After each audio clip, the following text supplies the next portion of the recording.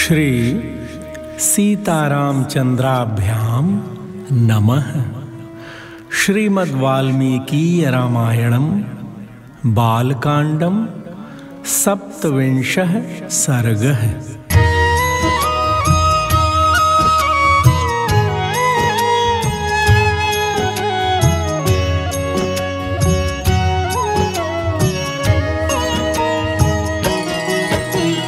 अथ ताम्रजनीमुष्य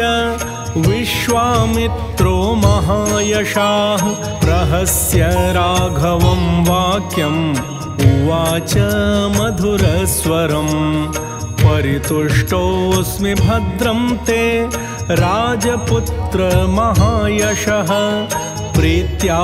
परमया युक्तो ददाम्यस्त्राणि सर्वशः देवासुरगणान् वापि सगन्धर्वोरगान् भुवि यैरमित्रान् प्रसह्याजौ वशीकृत्य जयिष्यसि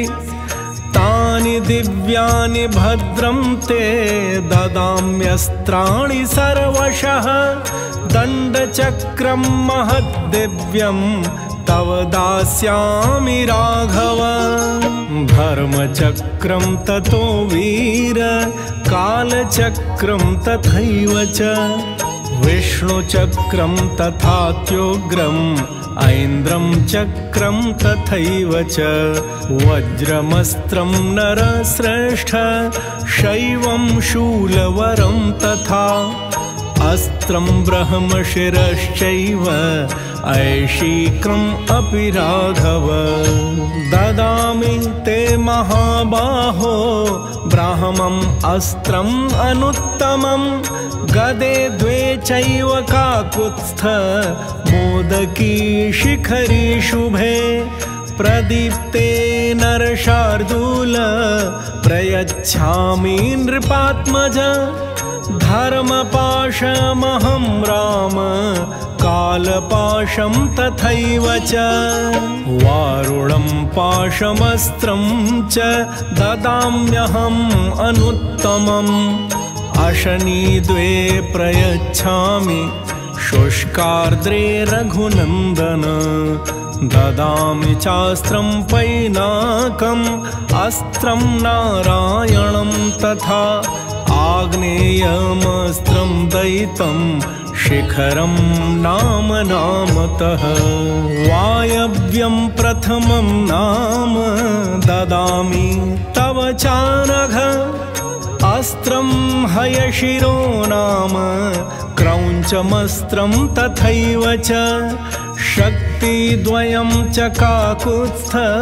ददामि तव राघव कंकालं मुसलं घोरं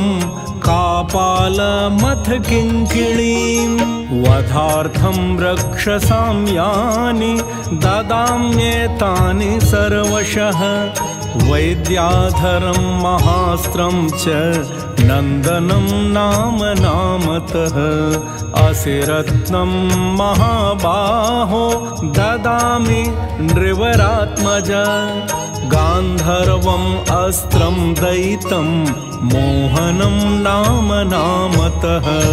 प्रस्वापनं प्रशमनं दद्मि सौम्यं च राघव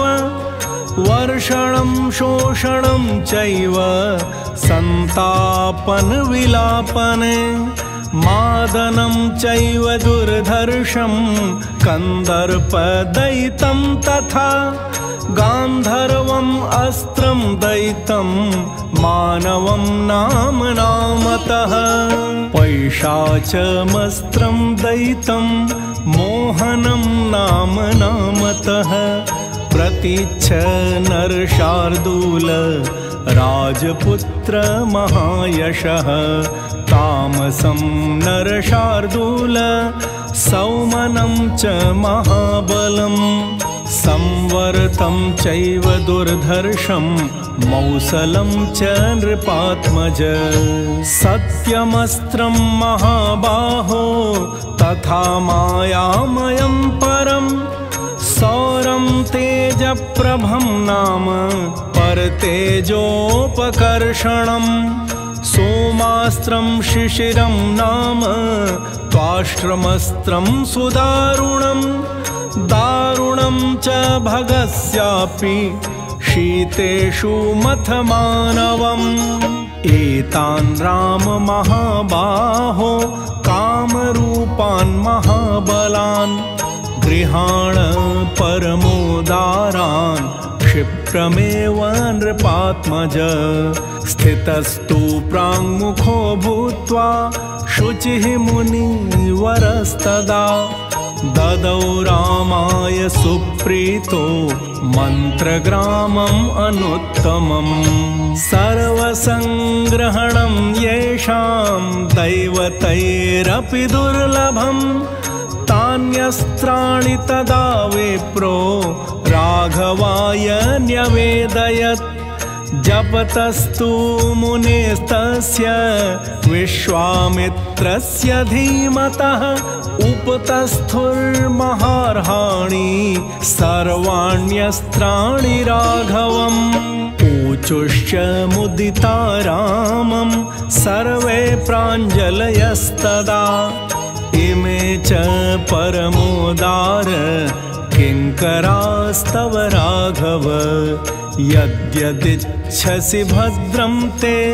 तत्सर्वं करवाम वै ततो रामः प्रसन्नात्मा ऐरित्युक्तो महाबलैः प्रतिगृह्य च काकुत्स्थः समालभ्य च पाणिना मानसा मे भविष्यध्वम् इति तानि अभ्यचोदयत् ततः प्रीतमना रामो विश्वामित्रं महामुनिम् अभिवाद्य महातेजा गमनायोपचक्रमे। इत्यार्षे श्रीमद् रामायणे वाल्मीकीये आदिकाव्ये बालकाण्डे 27 सर्गः।